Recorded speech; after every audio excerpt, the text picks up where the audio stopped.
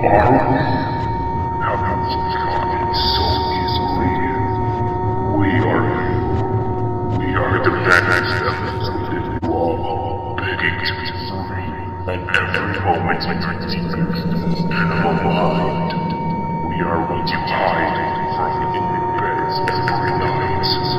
We are what chooses into silence and paralysis when we go to the nocturnal happening where we cannot tread. So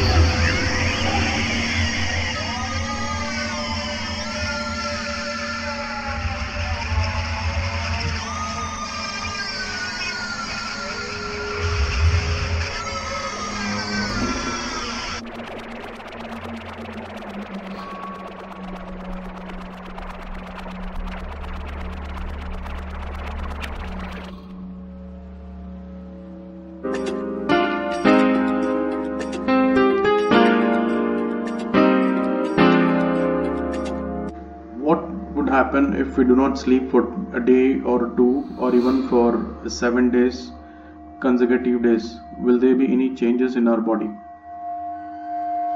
Such experiments were conducted in the past and it was approved by a military system.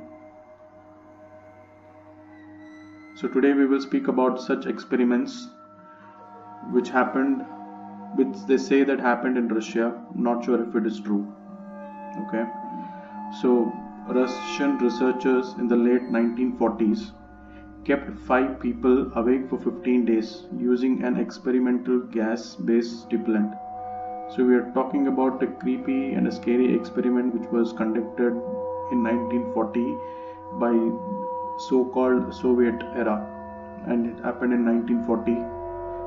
So they were kept in a sealed environment to carefully monitor their oxygen intake so the gas didn't kill them, since it was toxic in high concentrations. This was before closed circuit cameras, so they had only microphones and 5-inch thick glass pothole size windows into the chamber to monitor them. The chamber was stocked with books, cots to sleep on but no bedding, running water and toilet, and enough dried food to last all 5 people for at least a month. The test subjects were actually political prisoners deemed enemies of the state during the World War II. Everything was fine for the first 5 days. The subjects hardly complained, having been promised that they would be freed if they submitted to the test and did not sleep for 30 days. Their conversation and activities were monitored, and it was noted that they continued to talk about increasingly traumatic incidents in their past, and the general tone of their conversations took on a darker aspect after the 4-day mark. So after 5 days, they started to complain about the circumstances and events that led them to where they were, and started to demonstrate severe paranoia. They stopped talking to each other and began alternatively whispering to the microphones and one-way mirrored potholes. Oddly, they all seemed to think they could win the trust of the experimenters by turning over their comrades, the other subjects in captivity, with them. At first, the researchers suspected this was an effect of the gas itself. After 9 days, the first of them started screaming.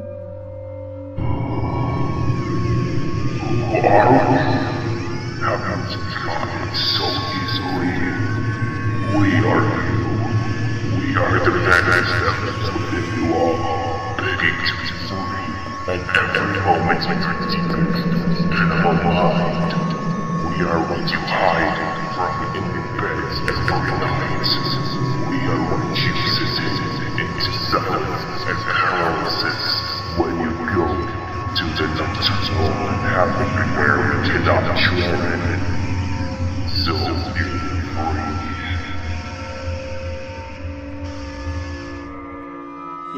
ran the length of the chamber, repeatedly yelling at the top of his lungs for 3 hours straight.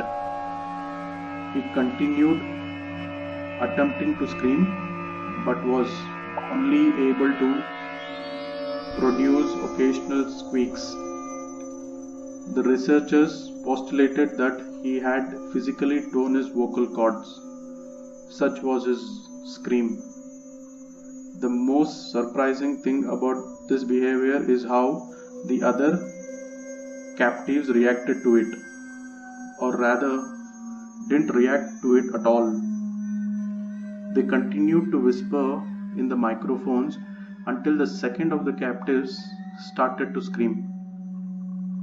The two non-screaming captives took the books apart, smeared pages after pages with their own faces, and pasted them calmly over the glass potholes so that no one could see from the other side.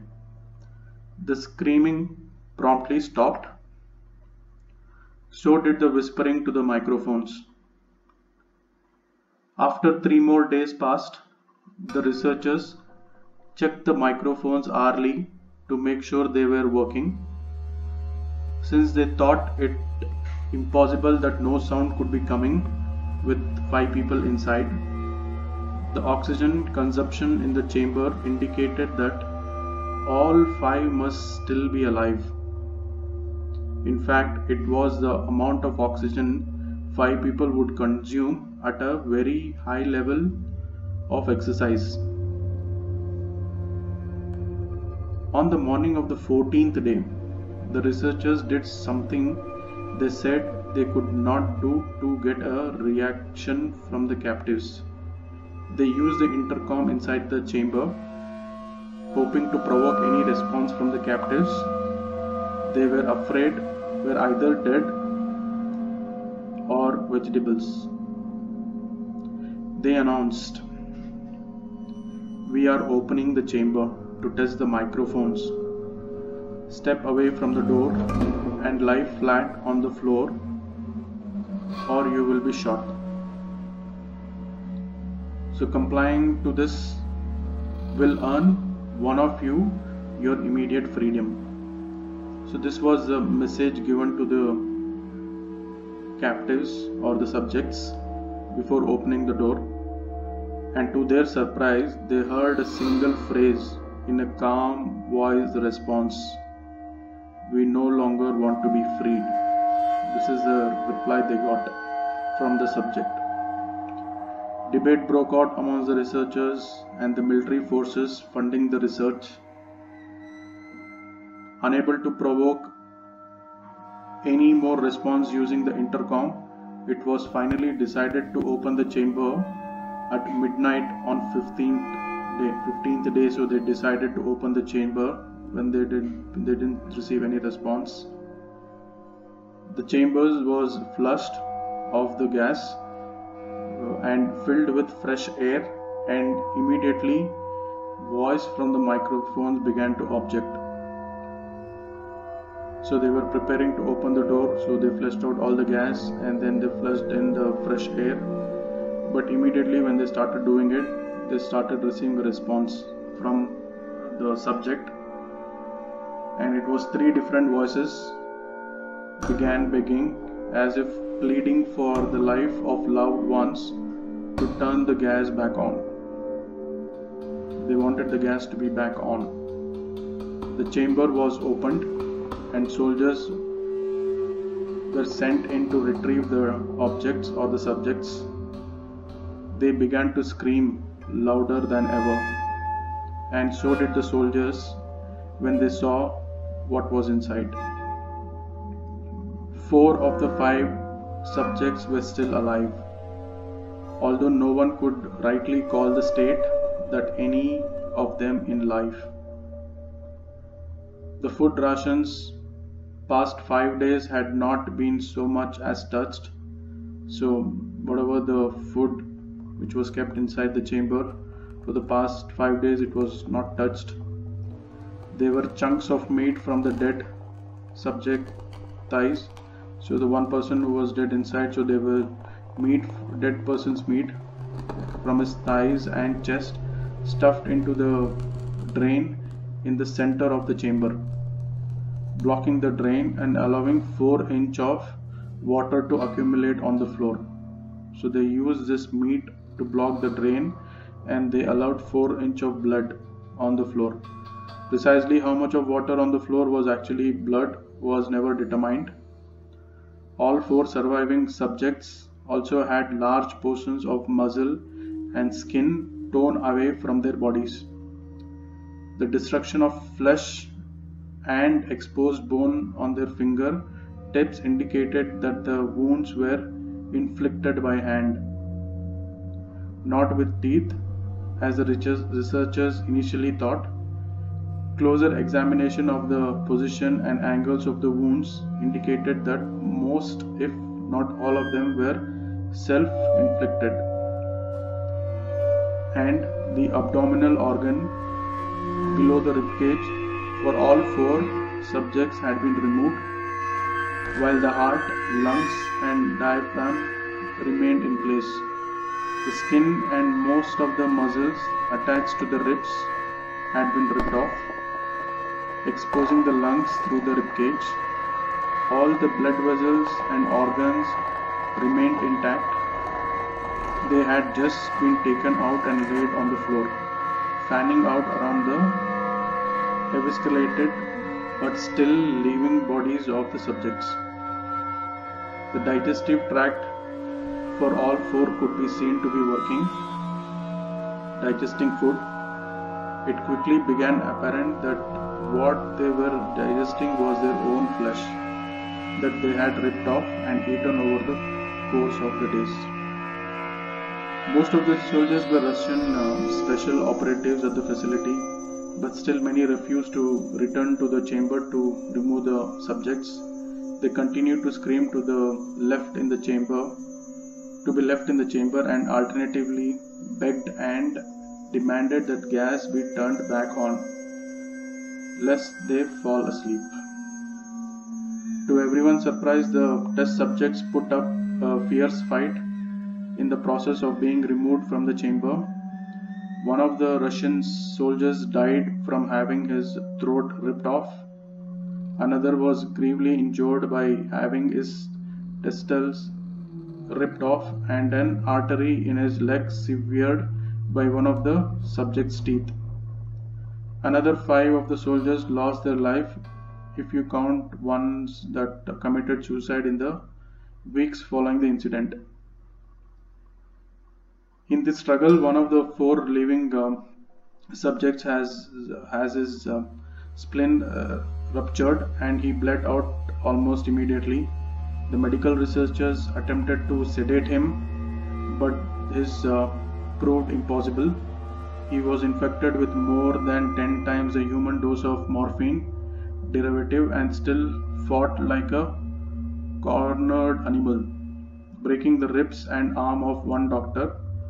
When heart was seen to beat for full 2 minutes after he had bled out to the point there was more air in his vascular system than blood.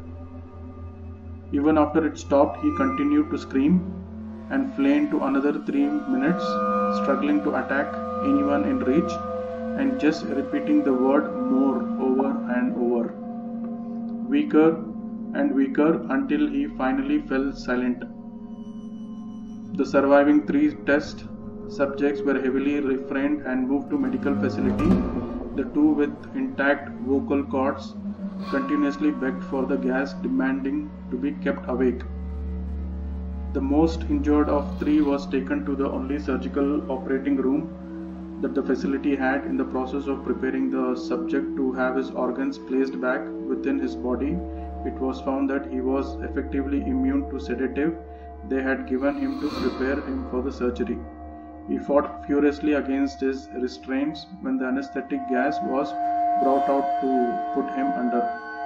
He managed to tear most of the way through a 4-inch wide leather straight on his wrist, even though the weight of a 200-pound soldier holding that wrist as well.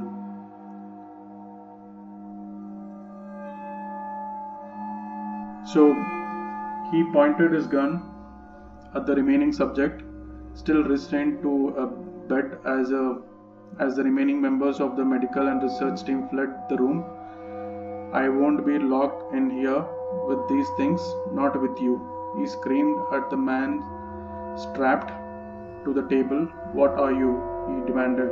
"I must know." The subject actually smiled. He was forgotten so easily. The subject asked, "We are you. We are the madness that lurks within you all, begging to be free at every moment in your deepest animal mind. We are what you hide from in your beds every night.